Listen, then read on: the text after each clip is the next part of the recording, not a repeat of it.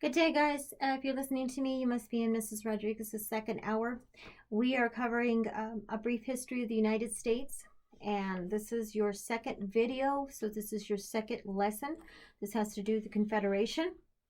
What I'm going to have you do is I would like you to do the first, when you turn to that reading, you're going to see that there is, at the very front page, there are quite a few of the what is it called?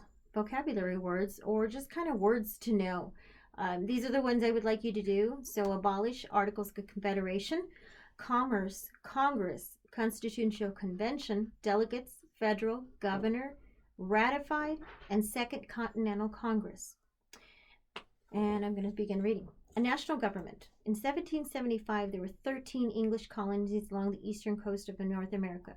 Each colony had a separate government. A governor ran affairs of each colony. However, the colonists had to work together as a group to stand up against England.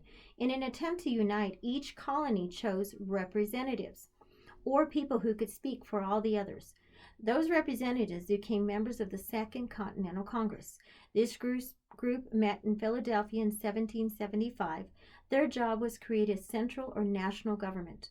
The Second Continental Congress did several things. It set up an army to fight against England. It wrote the Declaration of Independence. It also wrote a set of guidelines or rules for the new government.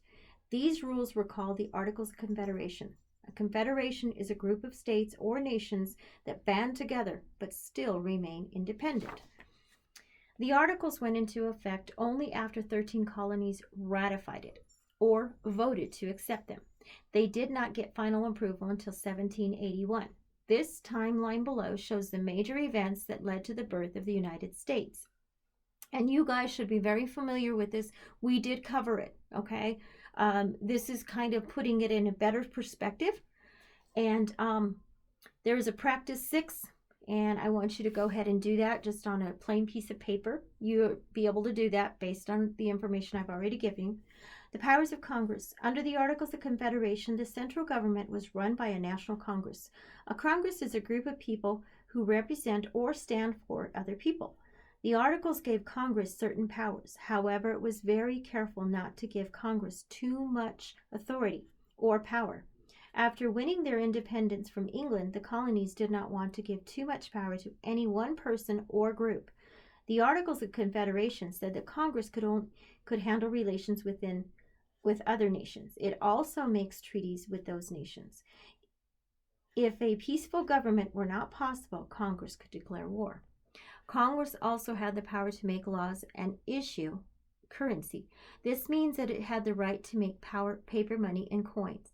In addition, the Congress could try to settle disputes between the states. The Articles of Confederation also listed some powers that Congress would not have. For example, Congress could not control commerce, the buying or selling of goods, among the states. While the colonies were under English rule, King George III and the English Parliament kept tight control over commerce. That is why the states did not want to hand this power over to Congress. Also, Congress didn't have the authority to collect taxes. The colonies had to pay different kinds of taxes to the English government, and they declared their independence. They did not want to have to pay taxes again. Look at the chart below, and it shows what Congress could and could not do under the Articles of Confederation. This is the end of this video. There'll be a second video that goes to this to do the last part of the chapter.